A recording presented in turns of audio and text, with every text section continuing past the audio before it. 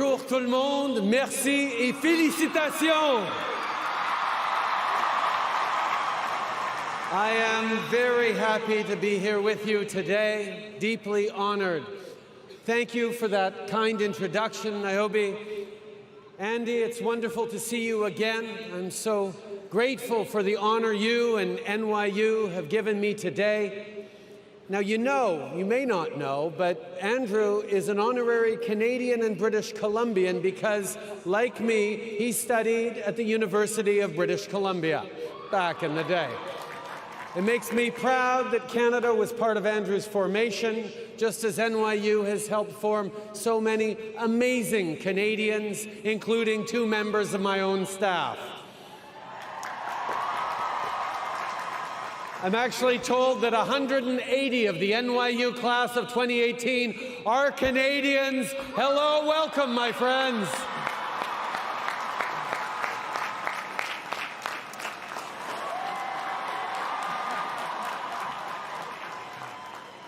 I have to say, to be here now, speaking with all of you, in Yankee Stadium, one of the greatest places in one of the greatest cities on earth, is more than a little humbling. My friends, you are now NYU graduates, the best and the brightest.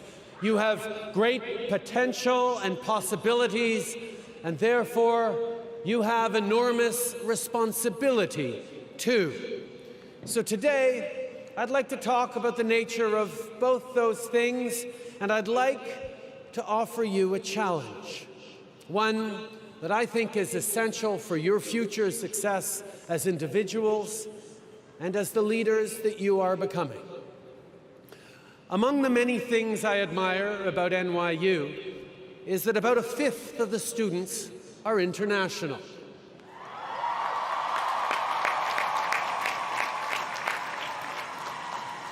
And a similar proportion are the very first in their families to go to college.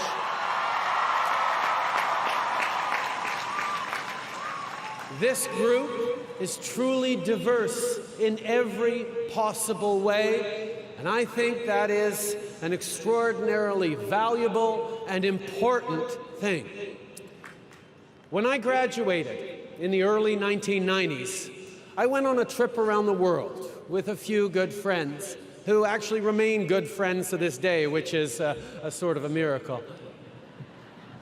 We trekked and traveled, mostly overland, from Europe to Africa to Asia, and that remains one of the great formative experiences of my life.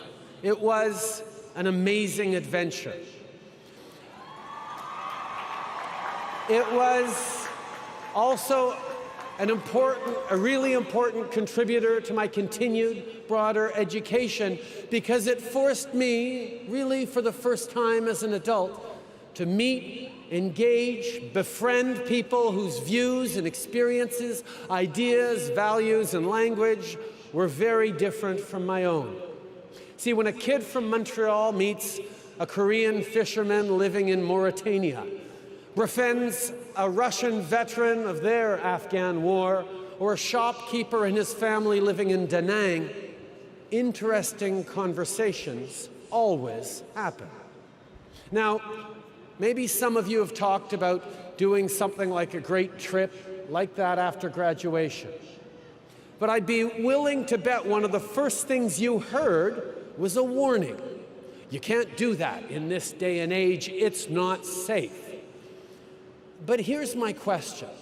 Is it really just the issue of physical safety that makes our loved ones so anxious at the idea of us getting out there? Or is it the threat that if we look past our frames, the frames of our own lives, of our own communities' structured values and belief systems, to truly engage with people who believe fundamentally different things, we could perhaps be transformed into someone new and unfamiliar to those who know and love us? See, there's no question that today's world is more complex than it was in the mid-1990s. There are serious and important problems that we're grappling with and will continue to grapple with. But we are not going to arrive at mutual respect, which is where we solve common problems, if we cocoon ourselves in an ideological, social, or intellectual bubble.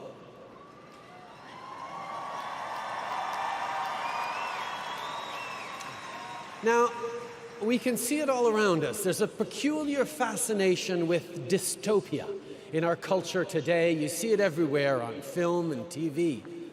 But the truth is that, on balance, we have the good fortune to live in a time of tremendous possibility and potential, a time when it is within our grasp to eliminate extreme poverty, to end terrible diseases like malaria and TB, and to offer a real chance at an education to everyone on this planet.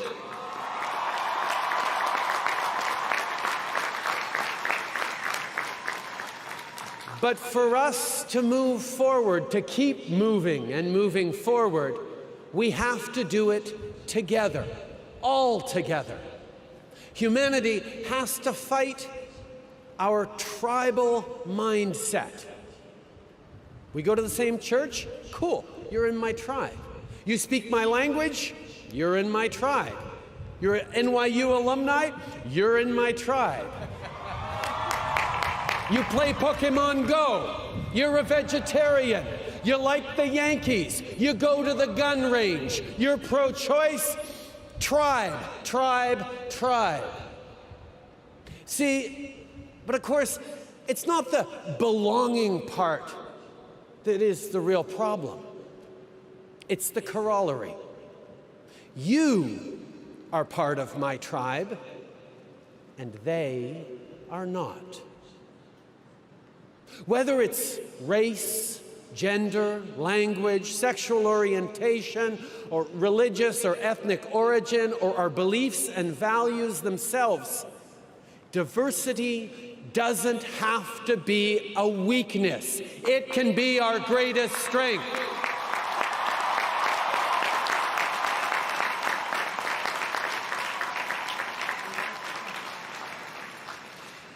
Now, often, people talk about striving for tolerance.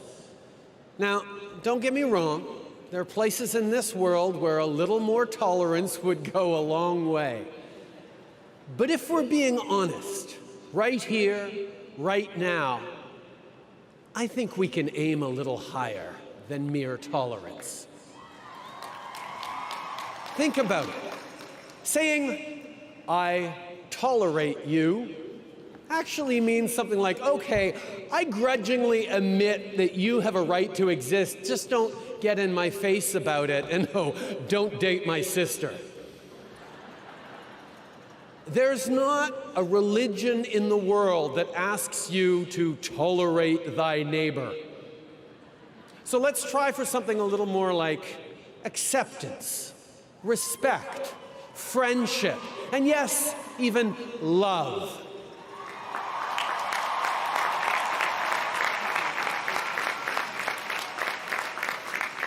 And why does this matter? Because in our aspiration to relevance, in our love for our families, in our desire to contribute to make this world a better place, despite our differences, we are all the same. And when you meet and befriend someone from another country or another culture who speaks a different language or who worships differently, you quickly realize this. And here's my main point and the challenge I'm offering you today. Our celebration of difference needs to extend to differences of values and belief too. Diversity includes political and cultural diversity. It includes a diversity of perspectives and approaches to solving problems. See, it's far too easy with social media shaping our interactions to engage only with people with whom we already agree. members of our tribe. Well, this world is and must be bigger than that.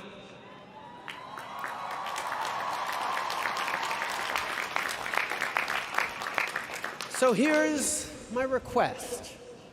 As you go forward from this place, I would like you to make a point of reaching out to people whose beliefs and values differ from your own. I would like you to listen to them, truly listen, and try to understand them and find that common ground. You have a world of opportunity at your fingertips, but as you go forward from here, understand that just around the corner, a whole different order of learning awaits, in which your teachers will come from every station in life, every education level, every belief system, every lifestyle. And I hope you will embrace that. You have been students. You will continue to learn all your lives, but now it is also time for you to become leaders.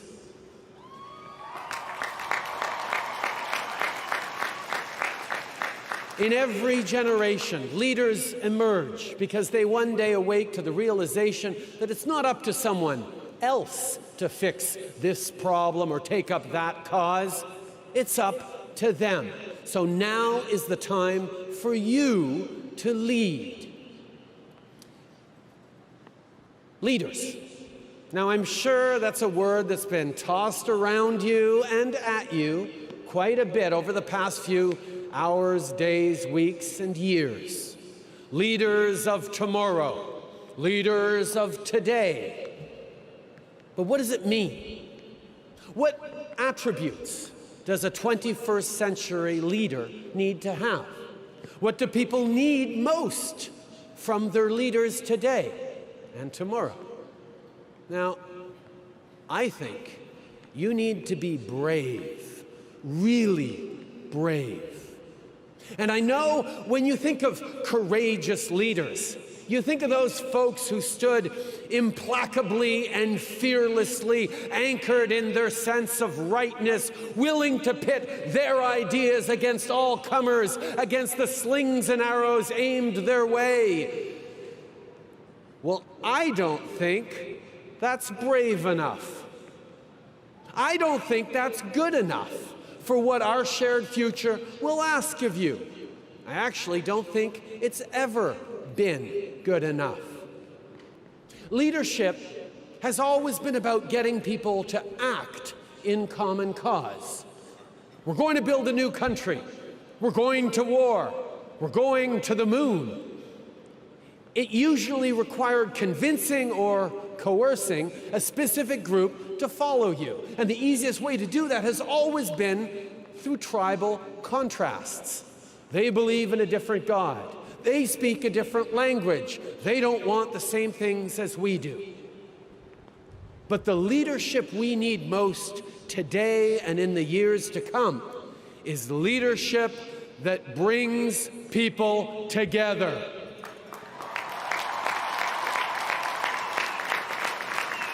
That brings diversity to a common cause. This is the antithesis of the polarization, the aggressive nationalism, the identity politics that have grown so common of late. It's harder, of course. It's always been easier to divide than unite. But mostly, it requires true courage. Because if you want to bring people around to your way of thinking, you need to first show them that you are open to theirs. That you are willing to enter into a conversation that might change your mind. Show respect for their point of view, and you have a better chance of actually having them listen to yours. And regardless of what happens, you will have had a genuine exchange that focused on understanding, not on winning a debate or scoring points. And you will both be improved for it. Now, let me be very clear. This is not an endorsement of moral relativism or a declaration that all points of view are valid. Female genital mutilation is wrong, no matter how many generations have practiced it. Anthropogenic climate change is real, no matter how much some folks want to deny it. But here's the question. Do you want to win an argument and feel good about how superior you are? Or do you actually want to change behaviors and beliefs? See, it's been pointed out that one of the many differences between Abraham Lincoln and Jefferson Davis was that Davis preferred to win a debate, while Lincoln would rather win the war. And that's the question. Do you want to win an argument, or do you want to change the world?